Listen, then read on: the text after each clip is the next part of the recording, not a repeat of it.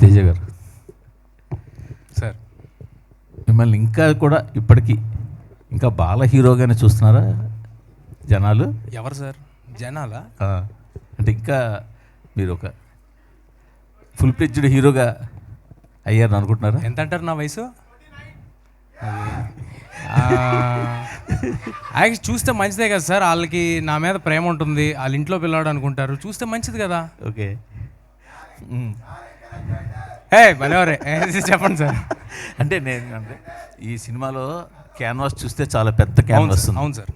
ఆ క్యాన్వాస్లో మిమ్మల్ని చూస్తే మాత్రం కొంచెం మీ లెవెల్కి దాటిన క్యాన్వాస్ అనిపించడం ఏమైనా ఉందంటారా? నేను చెప్తా, మరి మీరేమనుకోకూడదు. ఓకే, అంటే సార్ ఎవరైనా దీన్ని మరోలాగా అనుకోకండి, నేను చాలా విత్ అల్టిమేట్ ఒబీడియన్స్తో చెప్తున్నా. ఎవరైనా సెకండ్ జనరేషన్ యాక్టర్స్ కానీ ఎవరైనా అలాగే ఎవరైనా వచ్చారనుకోండి సార్, వాళ్ళ ఫస్ట్ సినిమాలకి ఇంతకంటే పెద్ద సినిమాలు చేశారనుకోండి, మీరు ఎవరు ఈ క్వశ్చన్ అడగట్లా. మీరు నాలాంటి వాళ్ళు చిన్నప్పటి నుంచి ఇక్కడ ఉండి ఎన్ని సినిమాలు చేసిన, పెద్దయ్యాక మళ్ళీ ఓబేబీలో క్యారెక్టర్లు చేసుకుని ఎంతో సినిమా చేసి బయట డైరెక్టర్లతో సినిమాలు చేసుకుని వచ్చి ఏదో మౌంట్ చేసుకుని కింద మీద పడి చేసి చేసి చేసి కష్టపడి ఓన్లీ ఒకటే అండి, ఇక్కడ బతకాలి అనే కష్టపడి సినిమా చేస్తే మీరు అదేదో చిన్న చూపు చూసినట్టు అనిపిస్తుంది. సరిపోతారా అంటే అంటే నా ఉద్దేశం ఏంటంటే సార్, నా ఉద్దేశం ఏంటంటే నేను వేరే వాళ్ళతో కంపేర్ చేసుకోవట్లేదు సార్. వాళ్ళు నేను ఒకటే అని కూడా నేను అనట్లా. వాళ్ళందరికీ ఆ అవకాశం వచ్చింది. అలాగే నాకు హనుమాన్ అనే అవకాశం వచ్చింది సార్. అంటే సార్ మీరు మధ్యలో ఆపకూడదు. అయితే నాకు హనుమాన్ అనే అవకాశం వచ్చింది. ఇప్పుడు ఒకటి సినిమా నాకేమిచ్చింది అనేది అందరికీ కనిపిస్తుంది సార్. సినిమాకి నేనేమి ఇచ్చాను అనేది నాకు డైరెక్టర్కి తెలుసు సార్. సో నేను నా 100% ఎఫర్ట్ పెట్టా, అందువల్లే ఆ సినిమా నాకు వచ్చిందేమో. నేను 100% ఎఫర్ట్ పెట్టినందువల్ల, నేను ఉండటం వల్లే మీరు సర్ప్రైజ్ అయ్యారేమో ఈ సినిమా కంటెంట్ చూసి. సో నేను అనుకోవటం ఇది భగవంతుడు నాకు ఇచ్చాడు సార్, దీన్ని అయిపోయిన సినిమా నా దగ్గర నుంచి ఎవరు లాక్కోలేరండి. Thank you sir. అంటే చెప్పండి సార్. మీరు అంటే మీలాగే బాలనటుడిగా స్టార్ట్ చేసి రకరకాల సినిమాలు చేసి పెద్ద హీరోలు అయిన వాళ్ళని ఎవరైనా దృష్టిలో పెట్టుకుని ఈ సమాధానం చెప్పారా? లేదే. అదేం లేదా? లేదు, నేను సెకండ్ జనరేషన్ అన్నానండి. అవునండి. నాలాంటి వాళ్ళు అంటే బయట నుంచి వచ్చిన వాళ్ళందరి గురించి అంటున్నానండి. బయట నుంచి వచ్చిన వాళ్ళందరూ ఏదైనా ఇలాగా కొంచెం మ్యాగ్నానిమస్ ఫిల్మ్స్ కానీ ఏదైనా అటెంప్ట్స్ కానీ అంబిషియస్ అటెంప్ట్స్ కానీ ఏదైనా చేసినప్పుడు అసలు మీ గురించి కాదు సార్, మీరు అన్నమాట గురించి కాదు.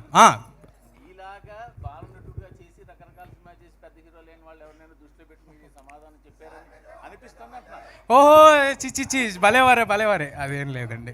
అంటే ఏది కాదు సార్, అంటే ఎంటైటిల్ చేయొద్దండి. మూర్తి గారు క్వశ్చన్ అడిగారు సార్, మీరేనట్లా ఎంటైటిల్ చేయకూడదు ఎవరిని. వాళ్ళకి అది మీకు ఇది అని ఎంటైటిల్ చేయకపోతే హ్యాపీగా ఉంటాం సార్. Thank you. ప్రశాంత్ గారు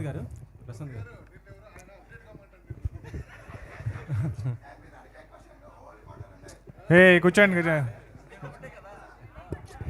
okay okay okay sir. Prashant garu sir, teaser and trailer చూస్తే మాత్రం చాలా బాగున్నాయి సార్. Thank you sir. చాలా బాగుంది. ఇప్పటివరకు ఈ రెండిట్లలో మీరు తేజ గారిని చూపించారు, కానీ హనుమాన్ ఆయన ఏం చేయబోతున్నాడో, ఆయనది ఏ విధంగా చూపించబోతున్నారు? అదే సస్పెన్స్ సార్. సినిమాలో హనుమాన్ ఉంటారా ఉండరా, ఉంటే ఎవరు ఆ క్యారెక్టర్ ప్లే చేశారు, ఇదంతా కూడా సస్పెన్స్. అది సినిమా థియేటర్కి వచ్చి తెలుసుకోవాలి. ప్రశాంత్ గారు నిరంజన్ గారు, యాక్చువల్లీ సంక్రాంతికి చాలా టఫ్ ఉంది, మీకు తెలుసు. సేమ్ డే మహేష్ బాబు గారు గుంటూరు కారం కూడా వస్తుంది 12th. సో ఇప్పుడు ఓపెనింగ్స్ మీద ఎఫెక్ట్ అవ్వచ్చు, బట్ మీరు టిల్ నో స్టిక్ అయి ఉన్నారు ఆ 12th. ఎందుకంటే బిఫోర్ 11th 10th పెట్టుకుంటే ఓపెనింగ్స్ బెస్ట్ వచ్చాయి కదా. ఎవరు ఓపెనింగ్స్ అండి? మీకండి ఓపెనింగ్స్. ఓకే. అంటే సేమ్ డే పెద్ద సినిమా వస్తుంది కదా, 10th 11th ఎందుకు వెళ్ళలేదు, అంటే 12th ఎందుకు స్టిక్ అయి ఉన్నారు? అంటే మేము యాక్చువల్లీ ఫస్ట్ అనౌన్స్ చేసామండి 12th అనే డేటు, నాకు తెలిసి. సో యాక్చువల్గా మేము 12th ఖాళీగా ఉంది అనుకునే మేము 12th అనౌన్స్ చేసాము. సో మేము అనౌన్స్ చేసిన తర్వాత మేము ఆల్రెడీ హిందీలో అక్కడ ఇక్కడ అంతా అగ్రిమెంట్స్ మొత్తం అన్నీ అయిపోయినాయి. సో మేము తర్వాత మళ్ళీ మారడానికి కూడా అవకాశం లేదు. సో డెఫినెట్గా మహేష్ బాబు గారు చాలా పెద్ద స్టారు. సో నేను కూడా ఆ సినిమాకి ఆ రోజు ఫస్ట్ డెఫినెట్గా చూస్తాను. అండ్ నాకు కూడా చాలా ఇష్టమైన యాక్టర్, ఇష్టమైన డైరెక్టర్, నా favourite hero. So so Mahesh Babu. Prashanth garu Prashanth garu sir మనకు ఇప్పటివరకు ఇండియన్ సినిమాలో ఇలాంటి ఒకసారి ఫినిష్ చేసేస్తాను సార్. బేసికల్గా మా సినిమా ఫస్ట్ 1-2-3 డేస్ కలెక్షన్స్ మీద డిపెండ్ అయ్యే సినిమా కాదని మేము నమ్ముతున్నాం సార్. సో మా సినిమా అంటే చాలా ఎక్కువ రోజులు వెళ్తుంది అన్న నా నమ్మకం చాలా ఎక్కువ ఉంది మాకు కానీ ప్రొడ్యూసర్ కానీ సినిమా చూసుకున్నప్పుడు. సో ఈ సినిమాని ఒకసారి వచ్చి చూస్తారు, మళ్ళీ వచ్చి చూస్తారు, హనుమంతుడి కోసం మళ్ళీ వస్తారు. సో అలా మల్టిపుల్ థింగ్స్ ఉన్నాయి సినిమాలో రెండోసారి వచ్చి చూడడానికి. సో మా నమ్మకం ఏంటి అంటే కనుక ఈ సినిమా ఎక్కువ రోజులు ఆడుతుందని మా నమ్మకం. సో మేము డే 1 ఎన్ని థియేటర్స్లో రిలీజ్ చేస్తామన్నది క్వశ్చన్ కాదండి, ఫస్ట్ వీక్ అన్నది క్వశ్చన్ కాదు. సో ఎన్ని రోజులు మా ప్రయాణం సాగుతుంది అన్నది మా క్వశ్చన్. సో మా నమ్మకం మేము హనుమంతుడిలాగా చాలా చిన్నగా మొదలవచ్చు, బట్ హనుమంతుడు ఎలాగైతే ఎంత పెద్ద ఆయన అవ్వగలరో మా సినిమా కూడా ఆ రేంజ్కి వెళ్తుందని మేము నమ్ముతున్నాం. Thank you. ప్రశాంత్ గారు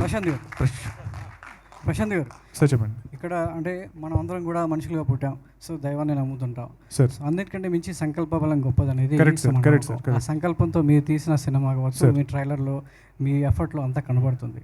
అయితే ఇలాంటి సినిమాకి సంబంధించి గతంలోనే ఒక అనుభవాన్ని ఎదుర్కొంది ఇండియా మొత్తం, డైరెక్టర్స్, ఫిలిం ఇండస్ట్రీ అంతా కూడా ఆదిపురుషి రూపంలో. సో మరి ఆదిపురుషి ఇచ్చినటువంటి అనుభవం ద్వారా ఈ హనుమాన్కి సంబంధించి మీరు ఎలాంటి జాగ్రత్తలు తీసుకున్నారు? అంటే దైవానికి సంబంధించి మనం పరిమితులు దాటలేము, చాలా ఏది గీత దాటితే విమర్శ ఎదుర్కోవాల్సినటువంటి పరిస్థితులు ఉంటాయి. సో మరి ఈ విషయంలో మీరు ఆర్డినరీ మ్యాన్ని ఎక్స్ట్రాడినరీ మ్యాన్గా చేయడానికి ప్రయత్నించిన సందర్భంలో హనుమాన్ అనే టైటిల్ని సో ఎలా పరిధిలో ఇంతవరకు మీరు పరిధిలో ఉన్నారు? సార్ ఆదిపురుష్ సినిమా వచ్చినా రాపోయినా నేను సినిమా ఇలాగే చేసేవాడిని సార్. సో నా ఎఫర్ట్ అలాగే ఉంటుంది ఎప్పుడూను. టీజర్ వైరల్ అయిన తర్వాత కూడా చాలామంది అన్నారనమాట, సో ఇప్పుడు నువ్వు టెన్షన్ పడుతున్నావా, ప్రెషర్ పెరిగిపోయిందా అని. సో జస్ట్ బికాజ్ అది వైరల్ అయినంత మాత్రాన నా ఎఫర్ట్లో పెరిగిపోదు, తగ్గిపోదు. సో నా ఎఫర్ట్ నేను ఒక చేద్దాం అనుకున్న సినిమాకి అంతే ఎఫర్ట్ పెడతాను. So 200% I will give my best. So ఆ సినిమా వచ్చినా రాకపోయినా సరే నేనైతే ఈ సినిమాని ఇలాగే చేసేవాడిని సార్. మీరు చేసిన వర్క్ చాలా తక్కువ బడ్జెట్లో, అంటే మీరే చెప్పారు బడ్జెట్, ఆ తక్కువ బడ్జెట్లో అంత మంచి అవుట్పుట్ చాలా బాగుంది. Thank you. బట్ టీజర్ వచ్చిన తర్వాత సినిమా ఎంత మారింది? కథ పరంగా ఏమైనా మారిందా? అంటే మీకు వచ్చిన రెస్పాన్స్ బట్టి స్పాన్ ఏమైనా పెంచుకున్నారా? కథ పరంగా అదే కదండి, ఫస్ట్ ఏదైతే మేము స్టార్ట్ చేసామో అదే కదా. బట్ మాకు కొంచెం విఎఫ్ఎక్స్ పరంగా ఏదైతే ఆడియన్స్ ఎక్స్పెక్ట్ చేస్తున్నారో మాకు ఇనీషియల్గా ఉన్న బడ్జెట్ తగ్గట్టు చేయగలిగాము. సో ఇనీషియల్గా ఉన్న విఎఫ్ఎక్స్ షార్ట్స్ కన్నా మేము ఇంకొంచెం అంటే ఆడియన్స్ నుంచి ఎక్స్పెక్టేషన్, అంటే నేను ఎక్కడికైనా వెళ్తే బయట ఎవరైనా కలిస్తే కనుక సార్ ఎలా ఉన్నారు సార్, సార్ ప్రశాంత్ వర్మ గారు అంటే సార్ ఎలా ఉన్నారు సార్ అని అడిగేవారు కాదు, సార్ విఎఫ్ఎక్స్ బాగా వస్తుంది సార్ అనేవారు. సో సినిమా నుంచి విఎఫ్ఎక్స్ అనే ఎక్స్పెక్టేషన్ అనేది చాలా ఎక్కువ పెరిగింది.